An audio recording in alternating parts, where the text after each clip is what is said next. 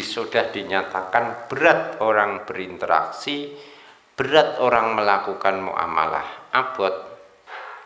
Abote piye? Lah seperti jual barang.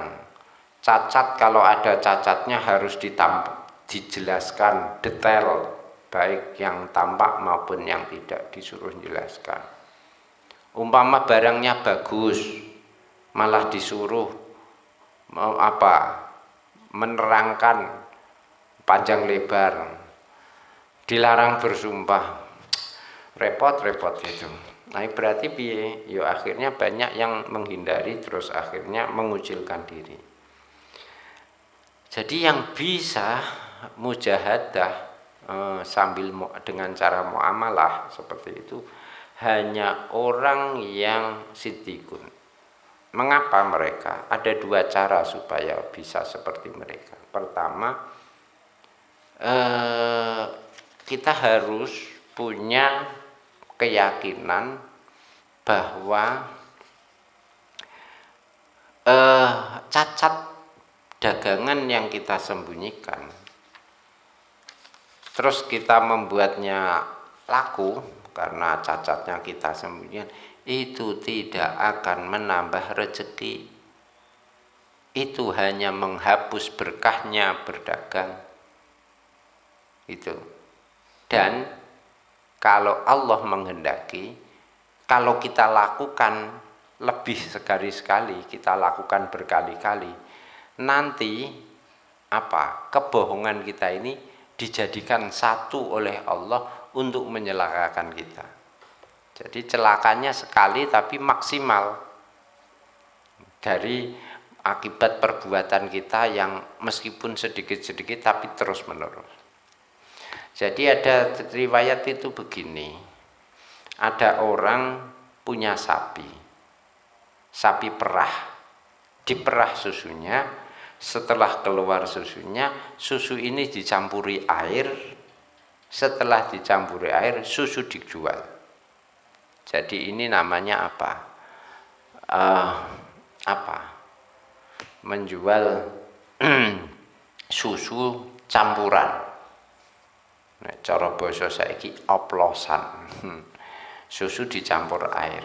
Nah, suatu hari ada banjir di daerah situ.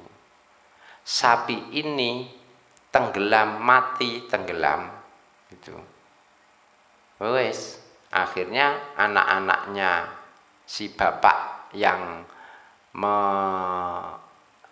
memelihara sapi itu, anaknya ada yang bilang begini, Pak, ini air yang jenengan tambahkan di susu, jadi campuran susu asli itu kan jenengan kita lakukan tambahan air itu berkali-kali terus gitu. Lah sekarang airnya ngumpul jadi satu. Maksudnya yaiku dadine banjir. Jadi banjir itu adalah air yang kita tuangkan dalam susu yang selama ini kita perah. Jadi oleh Allah air tambahan campuran ini dikumpulan oleh Allah terus berupa banjir. Kata Nabi, orang yang jual beli asalkan jujur dan bersikap baik ada berkahnya. Tapi kalau sudah ada yang khianat, berkahnya hilang. Jadi intinya apa? Bahwa kita hanya bisa berlaku jujur dalam jual beli jika kita punya keyakinan. Apa keyakinannya? Annal khiyanah la tazidu fil mal wal shadaqah la tanqusu minhu. Bahwa penyimpangan dalam jual beli itu tidak akan membuat harta bertambah banyak. Sebaliknya, sedekah itu tidak mengurangi harta kita. Jadi kalau kita khianat, barangnya ya tidak tambah banyak, setidak-tidaknya barokahnya hilang. Kalau kita sedekah, tidak ada orang miskin karena bersedekah. Itu. Jadi khianat itu tidak membuat kita kaya. Sedekah tidak menjadikan kita miskin. Jadi problemnya apa? Kalau sing disedekahno. Orang amalno hadis iki, ya bisa kita amalkan. Kan kita tidak punya yang mau kita sedekahkan. Ya hadis ini kita bawa ke sana kemari kepada orang yang punya harta. Itu. Pak Kaji. Innas shodaqota la tanqusu minal mal. Apa maksudnya, Kang Santri? Sedekah itu tidak akan mengurangi harta. Oh, iya. Tuh. Jadi kayak malah menjual hadis itu.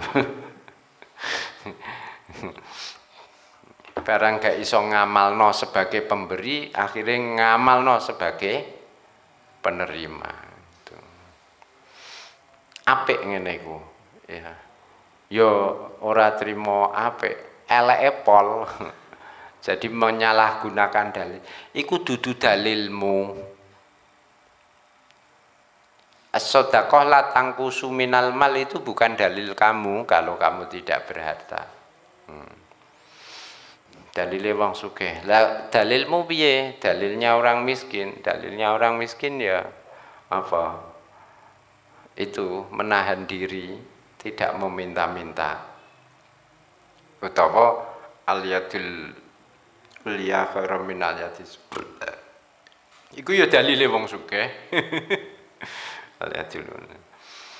Qala wal makna. Jadi yang pertama, kata hanya bisa berlaku jujur jika punya keyakinan harta penyimpangan dalam muamalah itu tidak menjadikan kita kaya, sebagaimana sedekah tidak mengakibatkan kita jatuh miskin.